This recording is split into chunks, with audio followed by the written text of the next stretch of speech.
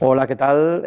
Bienvenidas y bienvenidos a un nuevo encuentro de Vidas Creativas. Ya sabéis, Vidas Creativas es una serie de entrevistas desarrolladas por la BASAT para arrojar un poquito de luz sobre el mundo de la creatividad, pero sobre todo sobre cómo gestionamos esta creatividad dentro de entornos laborables, ¿no? Un poco en lo que llamamos un poco pues, las industrias creativas, ¿no? Y no solo hablar sobre nuestras habilidades artísticas o comunicativas, sino también un poco pues ciertos aspectos de la gestión de la creatividad que muchas veces quedan un poco eclipsados, ¿no? por grandes fotografías o grandes diseños, ¿no? Y que también son muy importante trabajarlos y desarrollarlos a lo largo de nuestra carrera. Y nada, para este nuevo encuentro tenemos a Carmen Angelillo, que es fundadora y directora creativa de Nightshift Studio, ¿vale? Que para quien no lo sepa es un estudio de animación, nació en Buenos Aires, aunque con dotes internacionales. Sí. Y afincados en Barcelona, pero repartiendo animaciones cañeras para todo el mundo, ¿no? Para todo el planeta. Muy buena descripción. Y nada, Carmen, me hace mucha ilusión que hayas aceptado esta entrevista. Muchas gracias por invitarme. Y cuéntanos brevemente de dónde nace el estudio, de dónde nace el nombre también, Bueno, si hay una historia detrás. Sí, hay. Cuéntanos un poco así a grandes rasgos. En Nightshift primero de todo, somos 3 amigos y socios que nos conocemos los 3 trabajando en un estudio bastante grande de Buenos Aires. Entonces empezamos los 3 a trabajar juntos en un equipo mucho más grande de lo que tenemos ahora. Nos conocemos ahí y decidimos en el momento de ser los 3 freelance, encontramos por distintas razones manera de trabajar en proyectos juntos los 3 y de ahí se formó una amistad y encontramos una manera de trabajar juntos bastante natural, diría. Entonces empezamos los 3 en Buenos Aires y luego de unos años decidimos volver yo porque soy italiana, así que volver a Europa y a Barcelona porque nos parecía una ciudad bastante, con un hub creativo bastante grande y con muchos colegas y bueno. ¿Y ahora el estudio lleva desde operativo? 6 años, sí. Empezamos en Buenos Aires y desde aquí en Barcelona hace 5. Vale. Y bueno, como he introducido, sois un estudio especializado en animación, sí, corrígeme si me equivoco. Animación, ilustración, todo. Yo siempre me gusta definirnos como que estamos especializados en caracteres. En personajes que puede ser desarrollado de una forma de ilustración. Empezamos más desde la animación, pero hace un par de años que también trabajamos más en forma estática, pero especializado y conocido sobre todo por los personajes. Por diseño de personajes, ¿no? Como personaje, como el centro sobre el que gira todo, ¿no? Obviamente después hay cosas que no hay personajes, pero empezamos de ahí, creo por una forma, como decía antes, encontramos en los personajes una forma bastante fácil de expresar. En todo lo que es animación siempre nos pide contar historias y creo que es algo que nosotros somos también especializados y encontramos a través de los personajes una manera bastante divertida y para nosotros fácil de contar historias. Que luego personaje se puede definir como personajito con patas, ojos y bocas, pero personajes pueden ser formas que no tenga nada de expresiones. Como bien dices, ¿no? Un poco trabajáis las ideas, pero bueno, luego a la hora de, por ejemplo, a nivel técnico, de decidir un poco qué estética utilizáis, si utilizáis 2D, 3D, incluso he visto piezas que mezcláis los dos. Supongo que también hay una decisión, ¿no?, de lo que creéis que es mejor para la historia, o incluso a lo mejor retos que os ponéis vosotros, o palos en las ruedas para complicaros la vida y decir, bueno, vamos a probar algo que nunca hemos hecho, ¿no? Vamos a, ¿no?, un poco pues reinventarse, ¿no? O simplemente el placer de probar diferentes estéticas, ¿no? Estética, Entonces, ¿cómo trabajáis todo este tema? Bueno, primero ponerme un poco los palos en la rueda. Nosotros, como dije antes, nos gusta poner reglas. Entonces, reglas pueden ser también jugar un poco afuera de nuestra zona de confort. Ahora es verdad que últimamente estamos usando más mezclar técnicas, que es algo que nos gusta muchísimo. De hecho, bueno, antes de la pandemia empezamos a rodar cosas con puppets, que es algo que nos encantó. Entonces, es un poco buscar cosas que no habíamos hecho antes y jugar fuera de la zona de confort, como decías. Luego también depende mucho de a quién nos lo está pidiendo, cuánta libertad nos dan, por qué no llaman, porque un cliente no llama es por una referencia que quieren exactamente lo que ya vieron en nuestra web o es porque le gusta nuestra manera de contar. Entonces, si lo que atrae es nuestra manera de contar, entonces ahí sí podemos jugar con una libertad de estilos y probar cosas distintas a las que solemos probar, más por la gana de investigar, también con la gana de probar. Trabajamos muchos con amigos, entonces una vez que se abre la puerta a probar estilos distintos, esto significa que podemos llamar otros amigos que no hemos trabajado antes, amigos, amigas, y mira, va un poco por ahí. Y Carmen, a medida que vais trabajando todos estos proyectos, ¿no?, y vais definiendo, ¿no?, pues cuál es el mundo, ¿no?, que le viene mejor a cada proyecto, ¿no?, el estilo, la estética, luego también me imagino que debéis trabajar muy bien la coherencia a lo largo de vuestra carrera, de vuestro desarrollo de proyectos, ¿no? ¿Cómo decidís, ¿no?, qué encaja, qué no encaja? Porque, bueno, me imagino que no todo lo que hacéis debe estar presente en la web y hay una serie de decisiones que se toman en pos de que lo que se refleje defina al máximo posible pues lo que sois y lo que os gusta hacer, ¿no?, y lo que anheláis seguir haciendo, ¿no? Entonces, ¿cómo trabajáis? Me gusta utilizar esta palabra, ¿no?, la coherencia, ¿no?, para que quede todo un poco pues bien engamado todo, ¿no?, un poco. Bueno, primero de todo sí, no, obviamente nosotros diría que el 80% de nuestros proyectos están en la web, no es muchísimo, o sea, obviamente hacemos cosas que no podemos enseñar, pero un poco por estilos, que si no encaja con todo lo que la imagen que nosotros queremos comunicar, sino más bien hay también cosas que pasan, que hay proyectos increíbles que no se pueden enseñar, que a veces eso no sé si también pasa. Y luego a nivel de coherencia, yo creo que es más decidir, obviamente es un proyecto, primero de todo nos gusta el proceso, nos gusta el resultado final. Eso primero tenés que hacer check en estas cajitas y luego que un cliente no vuelva a llamar por algo parecido, porque enseñar algo que no nos gusta seguir haciendo nos juega un poco, o sea, sí, no podemos parar en la rueda, pero tampoco tanto. Entonces al final es nuestra manera de decir esto es lo que hacemos. Si enseñamos algo que no la pasamos bien haciéndolo, no es un estilo que nos sentimos cómodos, cómodas, en este caso sí, eso es un poco la manera de elegir lo que enseñamos. Como decía antes, siempre somos nosotros los que están atrás de las ideas, pero después hay veces que pasa que tenemos que contar cosas de una forma que va más allá de nuestros poderes porque es el cliente que lo quiere contar o de esta forma. Entonces, si no se llega a un resultado que estamos contentos, ahí sí es la forma de decidir qué ponemos, que no.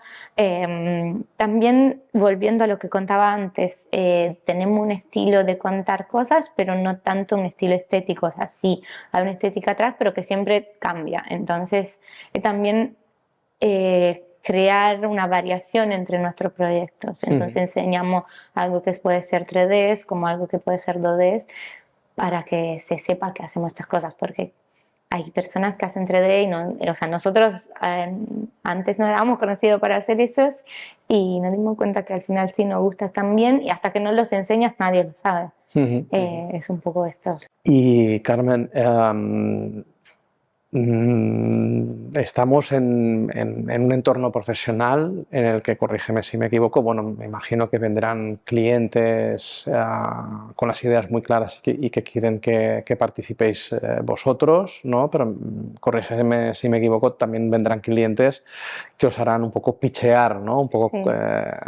concursar un poco con otros estudios para ganar un proyecto, ¿no? Y esto nos lleva un poco, nos fuerza un poco a hablar del tema de, no quiero hablar de competitividad porque creo que no tiene sentido mucho hablarlo, pero sí de diferenciación, ¿no? Es decir, cómo vosotros, por ejemplo, como estudio buscáis diferenciaros, ¿no? Cuando intentáis conseguir proyectos.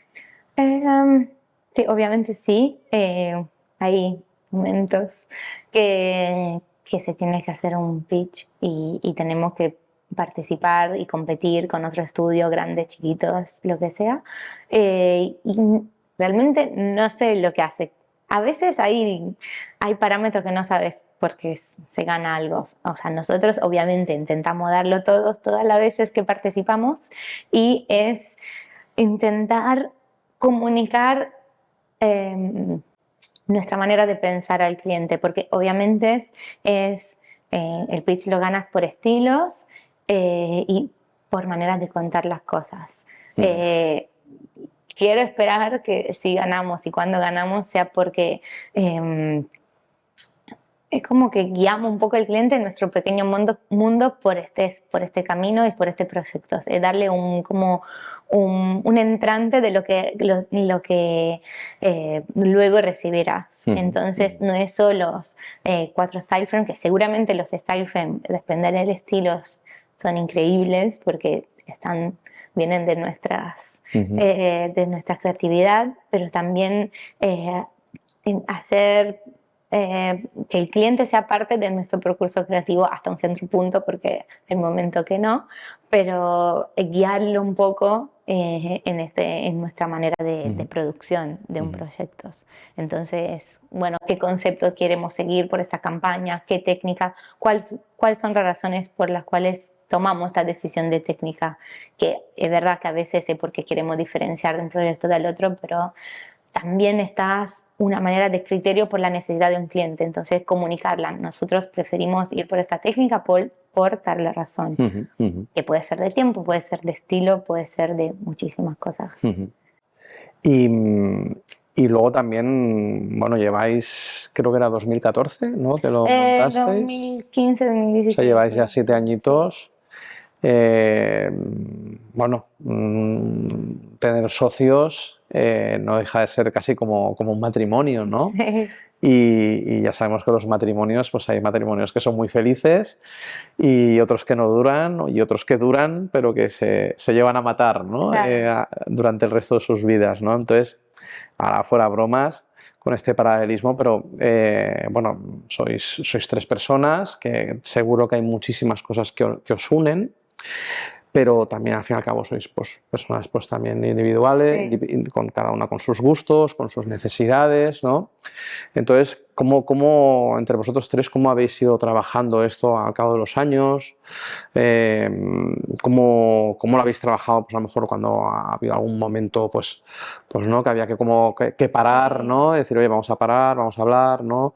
¿Cómo habéis ido trabajando vuestra relación como ente de 3 cabezas, ¿no? Claro, yo creo que fue mucho prueba-error y aprender entre nosotros a trabajar. Obviamente nuestro background venía de trabajar juntos, pero de un formato muy distinto, trabajando con un estudio mucho más grande y tal. Creo que fue mucho prueba-error porque ninguno de nosotros 3 tenía experiencia de tener una empresa, un estudio, nadie nos lo enseñó, entonces fue mucho probar cómo funcionamos, cómo tomamos decisiones. Hubo momentos sobre todo cuando de esto que hablaba a nivel creativo, hay momentos que la idea de una persona es más fuerte, uno cree más, entonces hay mucho en el diálogo, obviamente se aprendió a decidir quién podía hablar más o cuál era la idea mejor y cuál era la decisión mejor. Pero fue mucho, sí, aprender a conocernos y a tomar decisiones entre nosotros, porque al final un poco ser creativo no es solo aprender a ser expresivo y expresar nuestra manera de ver el mundo, sino también la experiencia de tomar decisiones, que es lo que hacemos todos los días, cuando puede ser decidir de color de fondo vas un background a qué ponemos. O sea, tenemos que hacer un storyboard en 3 días que contamos. Entonces, aprender entre nosotros a tomar decisiones sin pelearnos, pero en manera bastante eficientes y que al mismo tiempo respetes la filosofía y la estética del estudio. Los gustos del otro. Sí, ¿no? pero creo que para responder a tu pregunta fue mucho sobre la experiencia. Hubo un momento que todos teníamos la idea que todos tenían que hacer todos y a veces no es siempre así, sino primero es muy time consuming, que no todos podemos estar mandando mail al mismo tiempo, si no es sobre nuestra experiencia misma, aprender a cómo trabajar los tres. Y esto también quisiera conectarlo también por curiosidad, por saber cómo os organizáis, cómo gestionáis vuestras rutinas como estudio, ¿no? ¿Cómo os dividís un poco las tareas en el estudio? Está la parte un poco más creativa, ¿no? Que me imagino que ya comentabas, ¿no? Que os sentáis un poco los tres y trabajáis un poco, pero ¿cómo gestionáis un poco todo lo que significa tener un estudio? ¿Os lo vais dividiendo en cada proyecto? ¿Intentáis que sea siempre equilibrado todo? ¿Tenéis algún tipo de funciones muy marcadas? A lo mejor hay algunas funciones que sí que las hace uno siempre que hay que hacerlas. Depende mucho de los proyectos. Yo diría que entre nosotros tres, Roger, él siempre será la persona que más encargada de todo lo que es la parte artística, ejecutiva, o sea, en la parte de ejecutar todo lo que es arte. Ahora tenemos por suerte colaboradores y colaboradoras que nos ayudan un montón, pero él, digamos que su rol no ha cambiado en el curso de los años. Cuanto más yo y Guido sí somos lo que hacen un poco de... Siempre, por mucho tiempo yo me definí que hacía un poco de todos, que es lo que seguimos haciendo, pero el día a día puede ser más encontrar, hacer un check diario con el equipo. O sea, dependiendo de qué proyecto, porque hay proyectos que son unos 6 personas, hay proyectos que somos 10, 15, hay personas en todo el mundo que tenemos que contestarles y, como decía antes, tomar decisiones. Obviamente las decisiones a veces te toman entre los tres, a veces hay que ser muy rápido y práctico y a alguien que tenemos que contestar. Entonces, digamos que yo y Guido nos encargamos más de esta parte y luego hacer que el equipo, aceitar el equipo para que seguimos trabajando juntos. Entonces sí, a veces hay animadores, a veces yo soy más encargada de la parte de compositing o de editing, depende un poco de los proyectos, pero sí, bueno, quizás Roger es la parte más artística, pero sí, es más organización y hacer que todos estén contentos y hacer un check casi diario de ver si estamos todos en las mismas páginas. Un poco. Y en cuanto a horarios, ¿cómo lo gestionáis? ¿Sois madrugadores? Bueno, no, diría que no. ¿O trasnochadores? Es bastante sano, dirías. No, pasó muy pocas veces a hacer fin de semana y cosas, porque creo que intentamos gestionar, no sé cómo, no sé si fue de gente del equipo que tenemos y los colaboradores muy, me viene a decir muy pro, pero que tienen mucha experiencia, eso hace que el trabajo sea fluya más y intentar, obviamente, si han pasado días y ocasiones y proyectos que se ha tenido que trabajar un fin de semana, un feriado, lo que sea, pero no diría ni madrugadores ni de hacer tarde noches, una cosa en el medio, sobre todo ahora que una de nuestras designers vive y trabaja en Italia, entonces a eso ya no hace que tengamos una rutina, o sea, hacer un check-in diario con ellas y con el equipo que está aquí o no.